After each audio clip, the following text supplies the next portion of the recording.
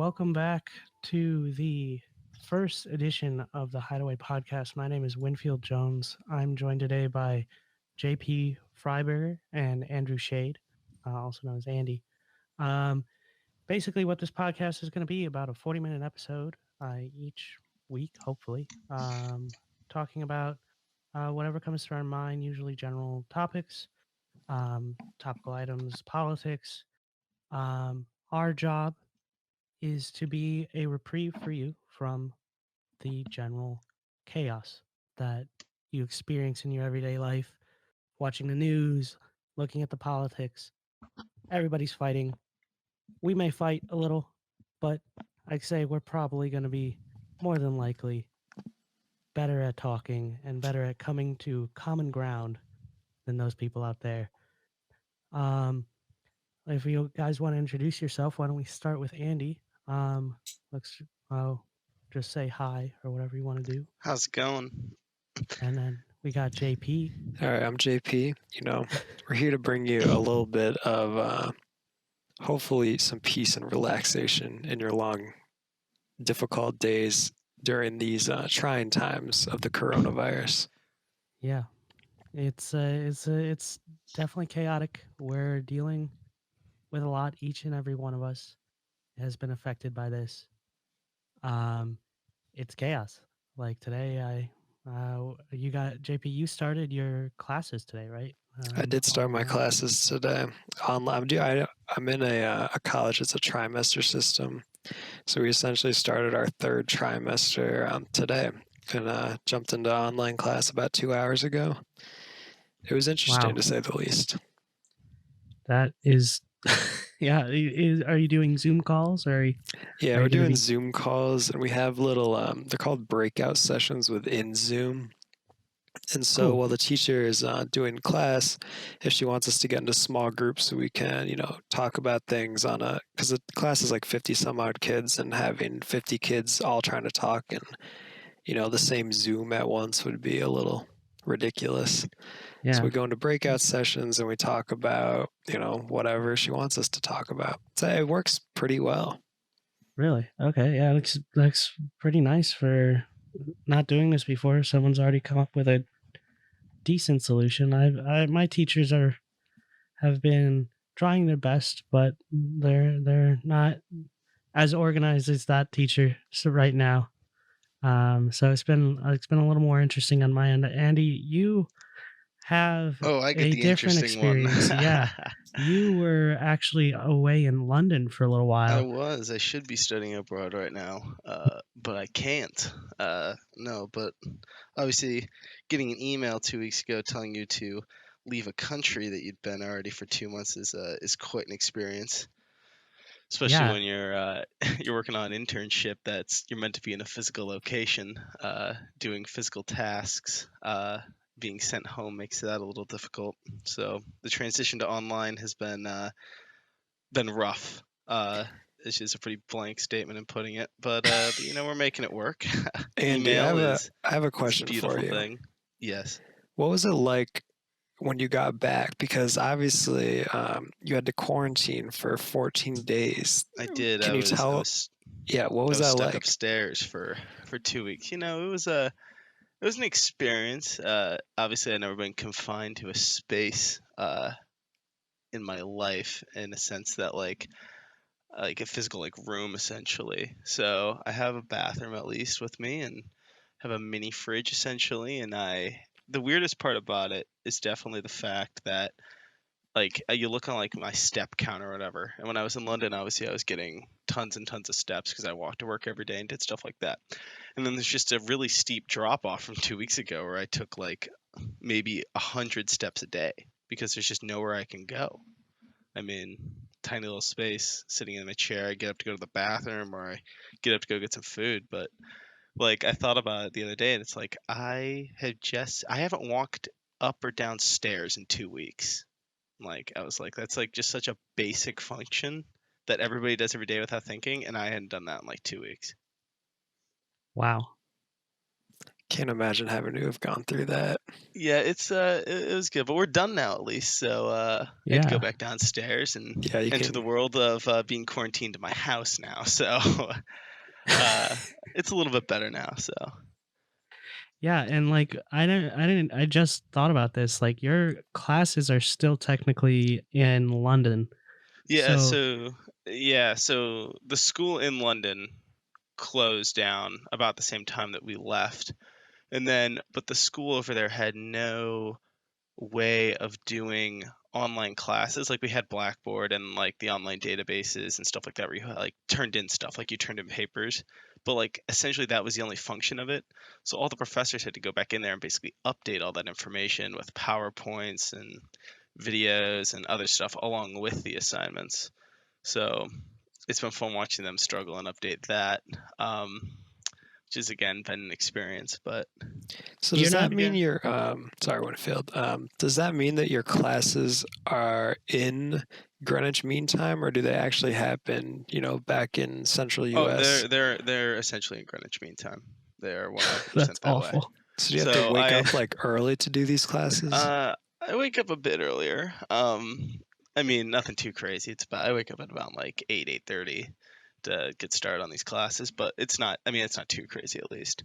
Yeah, you don't you don't have any like video calls to get on or anything like that. No, nothing like that. I mean, I had a video call today about a presentation that we were doing with one of our internship coordinator people, and they were really nice at that. It's like it was about 6 o'clock over there, so it was only noon here, so they threw us a bone and all the internship students in that program, so they didn't make us wake up at like 5. So that was good.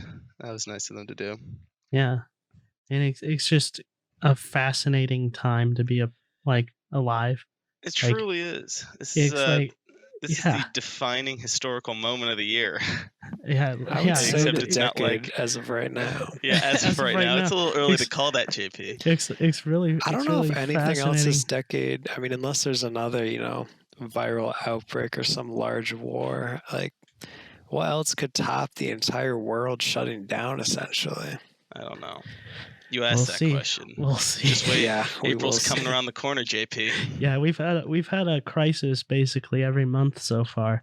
It's I think we're all like everybody's kind of feeling. I know every year people make the joke, all right, can we get like 2019 back, or when we were in 2019 they were saying can we get 27 or 2018 back. Like this year is like we've had people going, and we've had what was January when everybody was worried about World War a III. potential war. Yeah. And then February, Bro, freaking Kobe died in January. that was in January. Jesus, wow. Yeah, Okay. it feels like 8 years ago. Then what happened in February was the beginning of this pandemic. It wasn't really talked about. Nobody took it that seriously over here in the United States. Yeah. Yeah, I remember talking with Andy at least at the beginning of February, and I was like, dude, this is gonna get bad. And Andy like was just like, I guess, yeah, this could happen. I was kind of denying it. Yeah, you were denying it a little not bit. denying that it wasn't serious, but denying the fact that it was going to affect my study abroad opportunity. Yeah, and I think you were more so hoping. Yeah, way more wouldn't. hoping that it wouldn't. But yeah, you don't know how it turns out now. It's just crazy how quickly, it's crazy how fast everything happens. Like we were like at the end of December, like I'm sure everybody who's listening has heard this, but at the end of December, Chinese government or Chinese officials made that aware to the rest of the world that there was a viral outbreak, and you didn't really see much going on. Yeah, people were watching it in January. We were starting to see more cases in Wuhan, and then went from 100. Then the next day it was something, if I remember, it was like 300. And that's when I was like, oh, okay, this is going to keep going. And then they had the Lunar New Year, which just kind of made things worse. And by that time, I think the ship had sailed, because it just that it was a perfect storm. Like there was just nothing like you could have not had a worse time to have a viral outbreak that where in which the virus doesn't present symptoms until 14 days after it's already become contagious. Well, and just the And fact that you have it just people spreads so moving fast. across the country to these massive events in one of the most populous countries in the world. And then they meet people and they're going to different like countries in the EU and US and all that kind of stuff, and it's done. And Yeah. it's amazing. Like I'm like, yeah, United States kind of screwed up on not paying attention, and kind of trying to go on our own way. I But think like the it just United happened States so fast. government held China to a higher regard than they probably should have been held Yes. to. Yeah. I think the United States government expected that, oh, China's going to, take care of this. They're going to shut everything down. They're not going to let their people leave. But, they didn't. Yeah. That's just I the agree facts. with that. I agree with that, but I also think that people are just underprepared in general for Yeah. a situation I mean, like of course, this. yeah. Yeah, all. we had no one had like I'll link to in the description of this. There was a really good TED talk by Bill Gates from 5 years ago. Yeah, I've seen this. Yeah. I sent it to you guys a little while ago, and he was talking about how we had no clue, like we had no ability to handle pandemics. And he was talking about the US, but I think as a world, we really don't have, we've never really kind of dealt with it in the modern era. And we just, like, we did some germ games and that kind of stuff, kind of like war games, but it just wasn't enough. No one, like, except a few small people saw this, or a few people saw this coming. It's crazy. I mean, like, you mentioned, like, this hasn't happened in the modern era. Like, the closest thing I can think of, like, this happening in a historical standpoint is, like, the 1918 Spanish flu epidemic. Yeah. Which killed, like, a couple million people. Yeah, that and polio. Like, yeah, that too. Like, those are the big things. Like, we've had scares. We had SARS. We had H1N1. We had more recently Ebola. But nothing of this virality. Yeah. And nothing that's just so easily catchable. I mean, yeah, you got to be in a room with a person who is shedding the virus for 10 minutes, and then you're statistically going to catch it. And if the person doesn't know that only 10 minutes. Yeah, 10 minutes. Wow. Yeah, and if they don't know, which they won't know for 14 days. Or if they don't know, if they're like younger and they just don't, they're asymptomatic to it, essentially. Yeah, it's insane. And like, there was a good while where, like, I think at least here in the US, where we were, like, doctors were like more willing to kind of say it was the flu, and because it does present itself as the flu, and like that was the right thing to do. Just be like, hey, it's probably the flu. You don't have to worry about the coronavirus, which is the right thing to do at the beginning of a pandemic when we don't know what we're dealing with, what we're facing. But looking in hindsight, I think a lot of that happened across the world too, where it was just like, oh, it's probably the common flu or a bad cold, and then they send them back and then don't quarantine. I think what's going to be interesting coming out of this, I was talking about this with my father, is that we are going to see a massive shift in how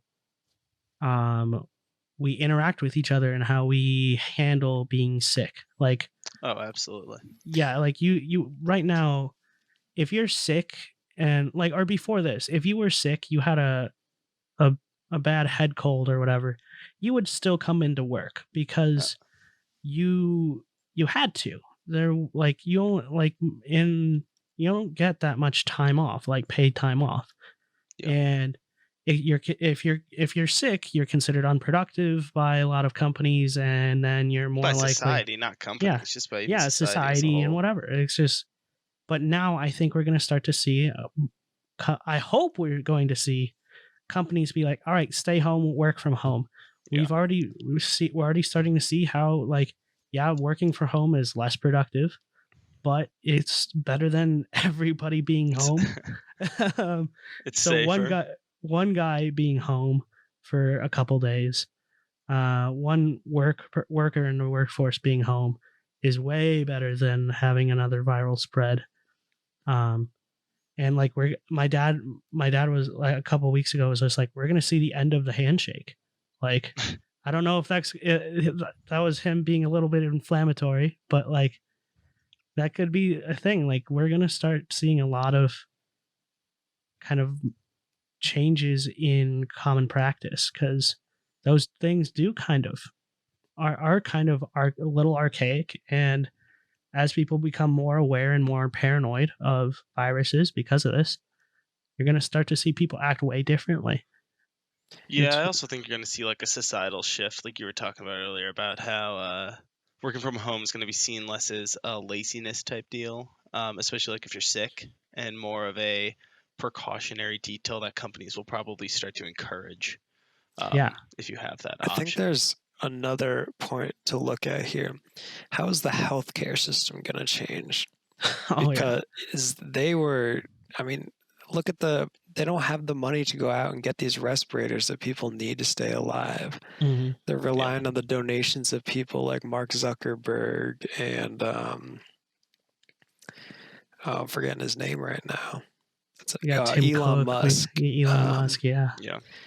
Like, well, you also have a lot of companies as well donating a lot of money to get respirators and stuff like that too. But the fact that Americans can't afford that, because let's say you do have this this virus and you have to go get a test. Do you know how much the test costs? It's like a couple thousand, isn't it? Yeah, it's like $3,000 or $4,000 depending on where you are. Yeah. Now, a lot of the American population does not just have $3,000 or $4,000 lying around to go get a test that they might come back positive for or negative for. Imagine spending that $3,000 or $4,000 and coming back negative and feeling like you wasted it. Yeah, and I think now, thankfully, if I remember reading the stimulus bill, they do pay for. Let me check. But I think they do pay. The government now does pay for the testing. I think it was with some healthcare providers, not all. Yeah, if I'm not mistaken. Let me see. Sexa clash over.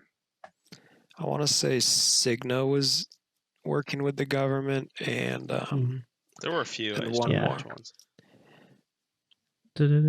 Yeah, so it looks like testing reimbursement, and yeah, so I think for most people, like, I think I'm not reading this correctly. I don't know for a fact right now, but yeah, I do think, like you said, JP, they're trying to. The government is pushing it. Yeah.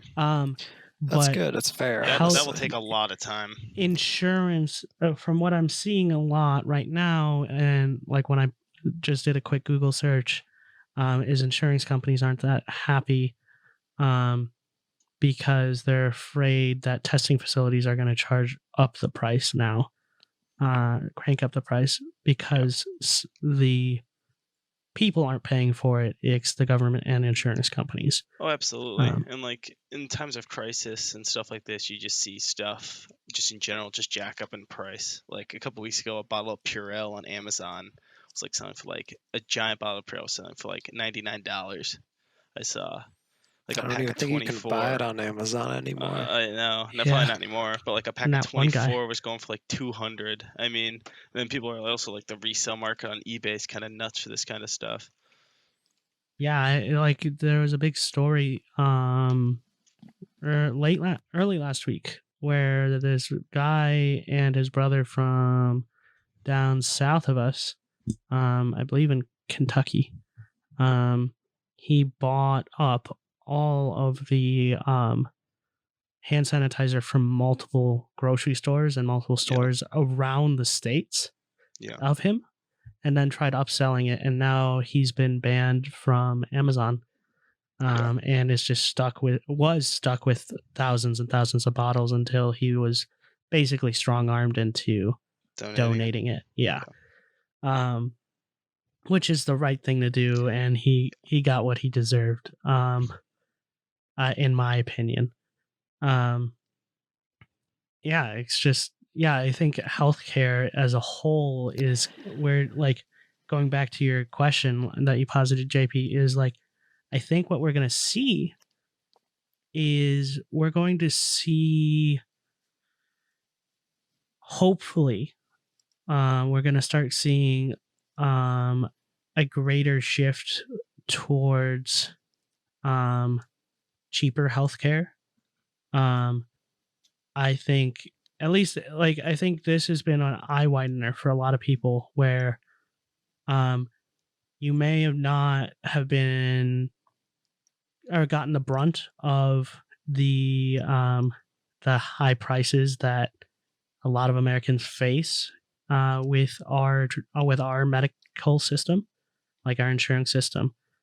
And I think the money right now, at least, is being that we are paying as a society, like, for our different surgeries and for our different medicines. I think it's being put in the wrong places, and I think we're going to see a dramatic restructuring of how insurance companies and how manufacturers of the different drugs and all the pharmaceutical companies can actually be using that money.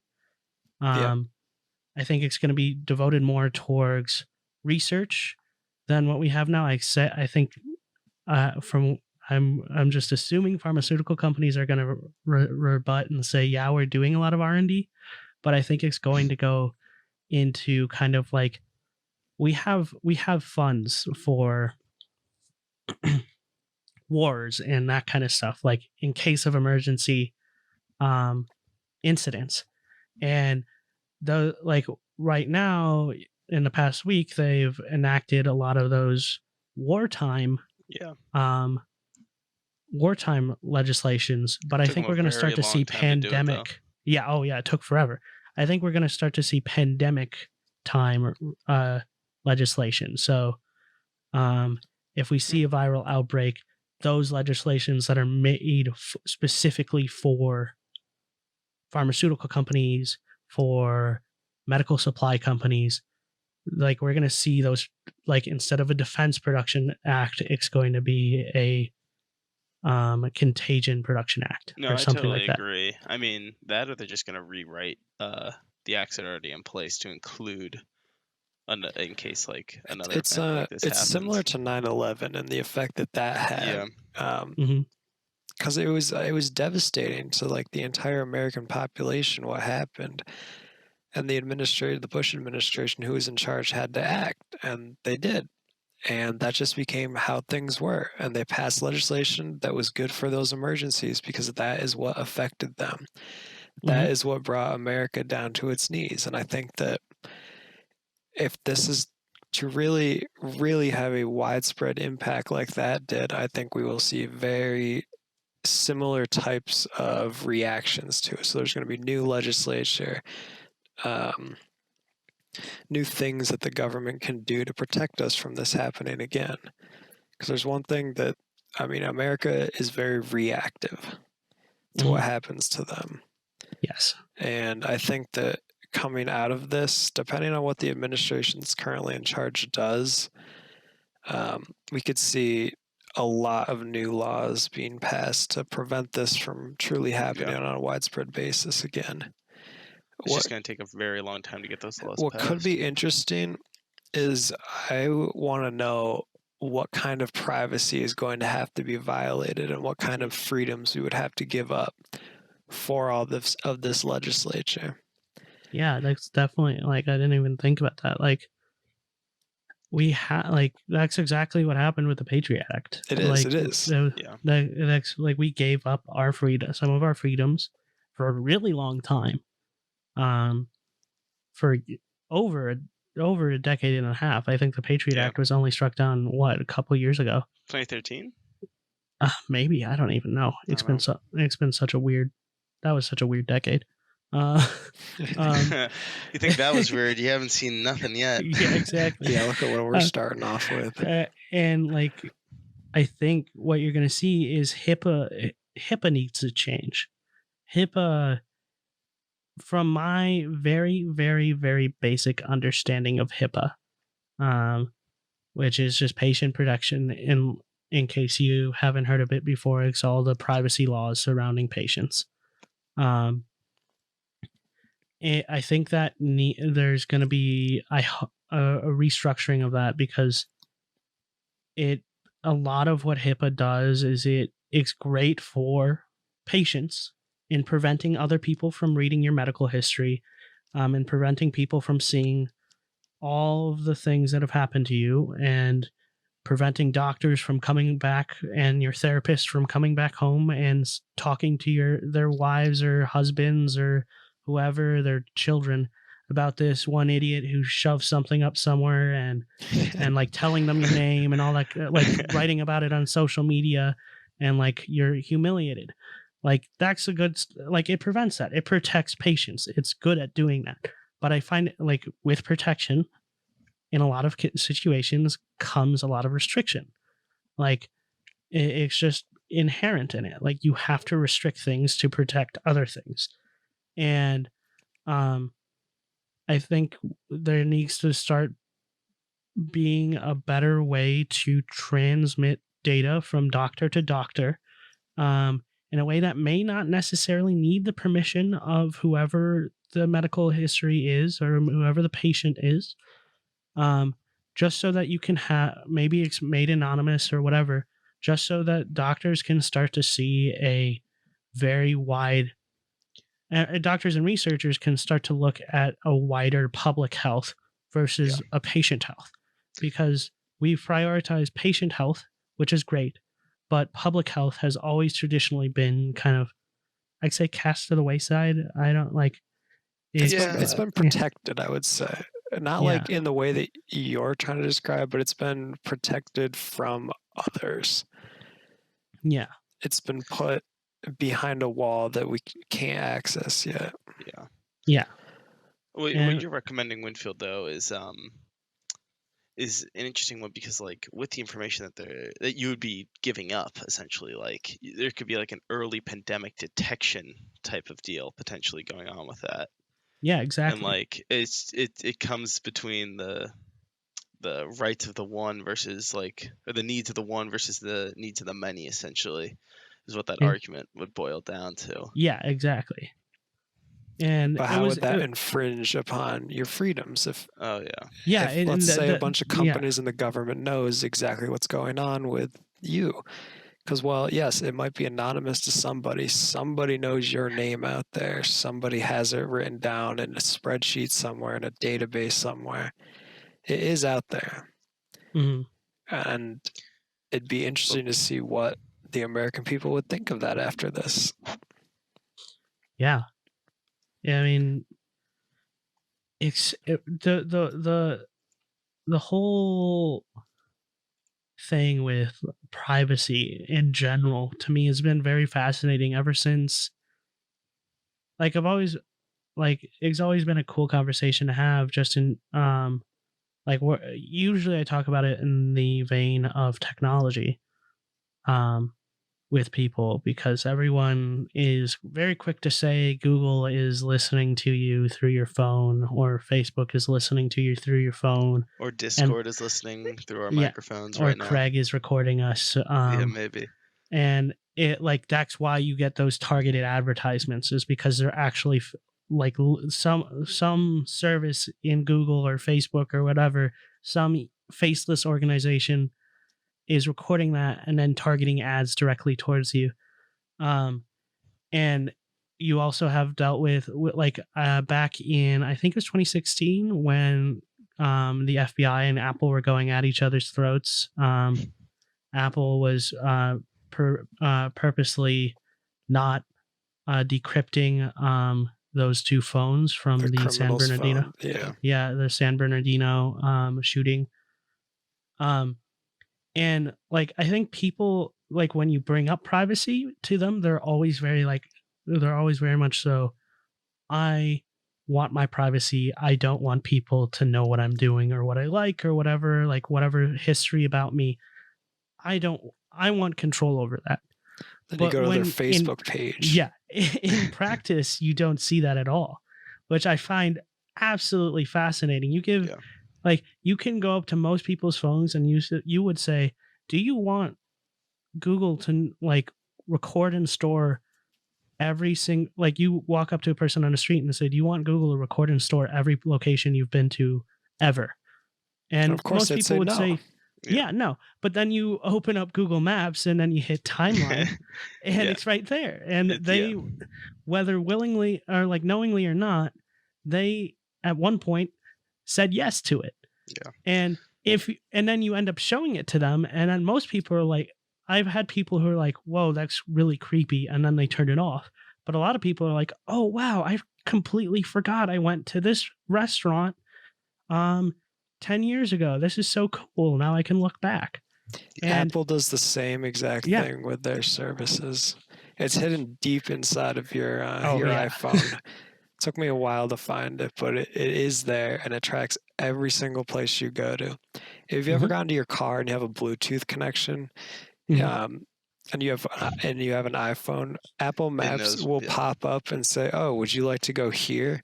It's using your past locations and the times that you go to those locations to figure out exactly where you're most likely to be going. Right And now, I think due to the virus, it always says whenever I get in my car, because I'm at home and I'm away from school, it's having a problem with that because it thinks I should be at school. And it's like, oh, do you want to travel back to Union College in New York? And I'm like, no, I do not want to do that. But it'll take a little while to adjust. But in the next couple of weeks, Apple will adjust and it will figure it out. And I personally am of the belief is like, I think that it's a very cynical belief, but I think that in most cases privacy is dead or an illusion. It is. Nowadays. It honestly Yeah. is. No, it really is. And like, as long as it's not like being used against me, rather for me, like in those situations where like I do kind of like the fact if I get in my car, it knows where I probably will be going. And then gives me information. It's like, oh, it'll take 15 minutes to get to work. That's pretty cool. But like you start to see the more malicious sides of when data is sold and that kind of stuff. That's where we get kind of in that weird gray area, sometimes the black area that I think a lot of people are scared of. And that's what we're like going back to the coronavirus. I think that's, and like medical history, I think that's where we're going to have to kind of walk a fine line. Like, Absolutely. there's a lot of stuff that can be very helpful and very useful, but you have to make sure that it in some way can be protected beyond a certain extent. Like, you can like, you have to lose a little bit of privacy, but I'm not in any way suggesting that everybody loses all of their privacy medically. I think if you lose a little bit of privacy, the better, like the greater good will gain a lot. Because if everybody loses a little bit, then everybody potentially gains a lot of of good for themselves. Yeah, like I've actually, I did the 23andMe a couple of months ago, actually now about a year ago, and like talking about that, giving up a little bit of privacy goes a long way. Is when it's expanded upon by thousands and thousands of people. When you do 23andMe, it asks you, once they have tabulated your results and extracted your DNA and then looked at it, they give you your information, and then they also ask, hey, you can sign up. We'll anonymously put your DNA, hold on to your DNA. It can be retested at any time if you ask, or if we come up with new testing ways. Not if you ask. I don't think they'll want to do that. Yeah, I don't think. But also you can say, I want to submit my DNA to larger databases, and it's made completely anonymous at that point. But it gives scientists a huge pot to look at and to like sort through and research. And another cool thing 23andMe has done is they send you surveys every once in a while, and then they're always really weird. It's like, do you like chocolate or vanilla ice cream more? And like, it's like, why? And you answer them and you move on with your day. But what they're doing is then they can take, if a couple million people answer that, and then you have all of those people's genetic code, That you data can pool start must be insane. yeah, you can start cross-referencing all of it. Yeah. So you can see if there's a gene that makes it so that predisposes you to liking chocolate more. Like that's crazy. That's and crazy. Like it's a crowdsourced research. And you do give up your privacy, a little bit of your privacy, but I like that kind of stuff. I find fascinating, and I'm happy to give up that little bit of privacy. There's also another way to look at this. So let's say you do give up that privacy. You can also give up your privacy in the way that it can match you to people with similar DNA. You see stories everywhere of people finding like siblings they didn't know they didn't have. If they're adopted, and they couldn't find their parent, like their real mom or dad. 23andMe has connected those people. Yeah, you might have given up some privacy, but you gained a lot by being able to go and, meet these people you didn't even know existed, and you could have good relationships with them. Yeah, it opens up literally a world of opportunity, giving up that like inch of privacy, and it's scary to do it for some people. I'd say for the younger generation, I think we've been conditioned to not really care. Yeah.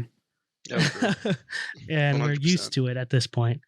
But for the older generations, for people who didn't grow up having an Instagram account, who didn't grow up having an internet like access. Yeah. It's a whole new world, a whole new concept, to not be in control of every little part of you, and to let other people see those parts of you that like you may not talk about, and that you don't even know about yourself. Like I didn't know I was 8% Ashkenazi Jewish. Like I didn't know like I was Jewish at all, or like had any real Jewish like genetic code within me. I didn't know I was also had some ancestors in Africa or East Asia. Like it's cool. But for some people that's giving up a lot. Yeah. And yeah, I think this could also come on companies to try to explain better to people that they're really not giving up all their secrets in the world. And most of these things are like hidden within these deep documents that like go on and on and on, and people don't read about, but they're scared of what am I actually agreeing to, even though they'll agree to it anyways. They don't know that because they're not reading these. Like really, your privacy is not given up that much, but when it is, I don't think it's defined very well as what is actually given up. Oh, and I totally agree. People just automatically assume that it is the worst. Yeah. Like everybody in the world automatically knows your secrets. The government knows your secrets. Every company knows. And you see that all the time with the older generation. Yeah. It's just a matter of transparency. It is. It's also a matter of like they just don't understand what they're giving up if they are giving it up. And like the way that is the way that data is being collected, is that ethical, or is it like useful to give it up? Is whatever data that they're collecting on that older person, hypothetical older person that we were talking about, like is that actually helping them? Like are they providing them with potential opportunities or something like that, or is it like they're just collecting that data to have that data stored somewhere that's like never going to be used or something like that? Yeah, I think those are yeah. It's weird. It's cool. It's like it's definitely something that I look forward to seeing unfold as like however long this pandemic will last. We're seeing lots of very grim outlooks right now. Yeah.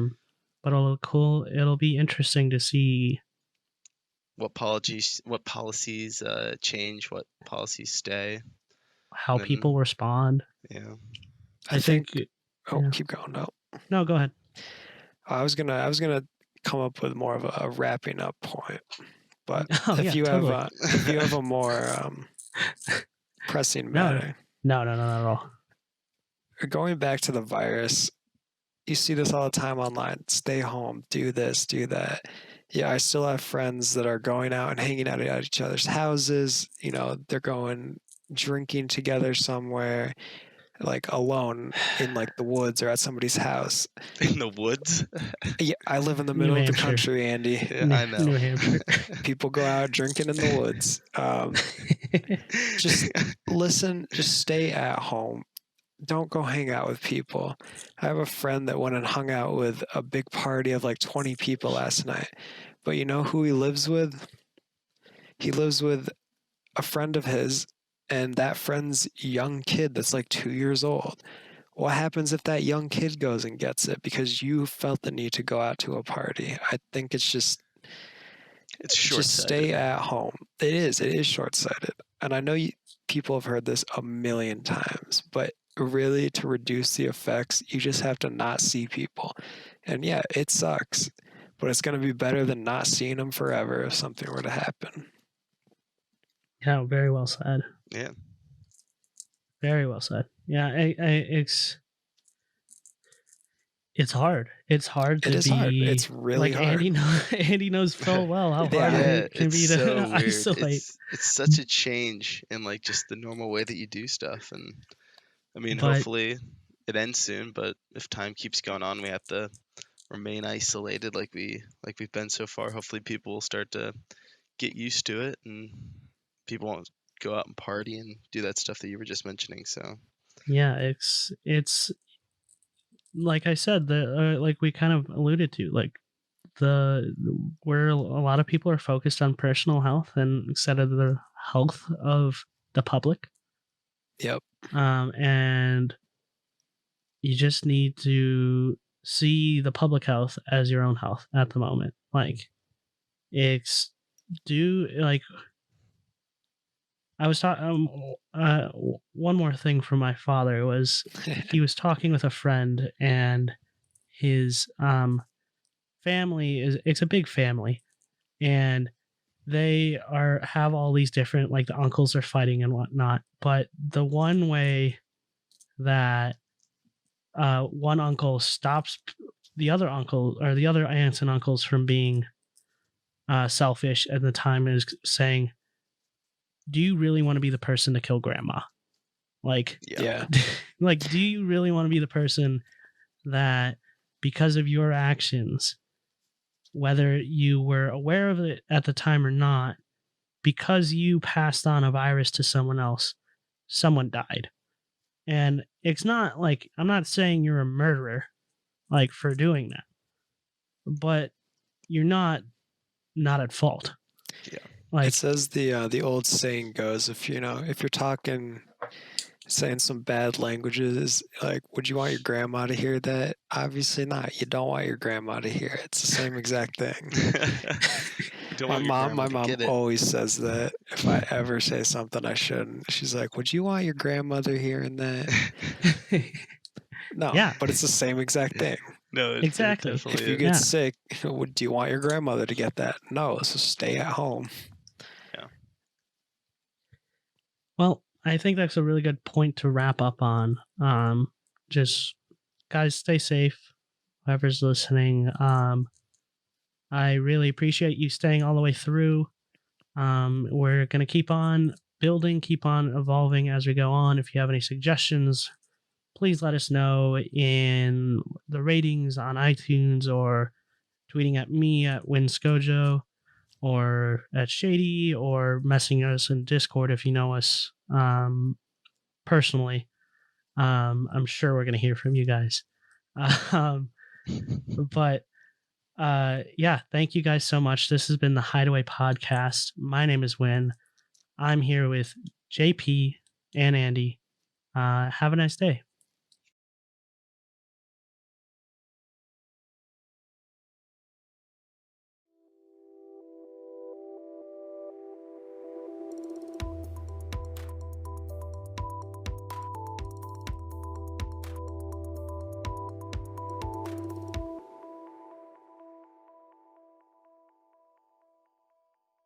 This episode was brought to you by COVID-19. COVID-19.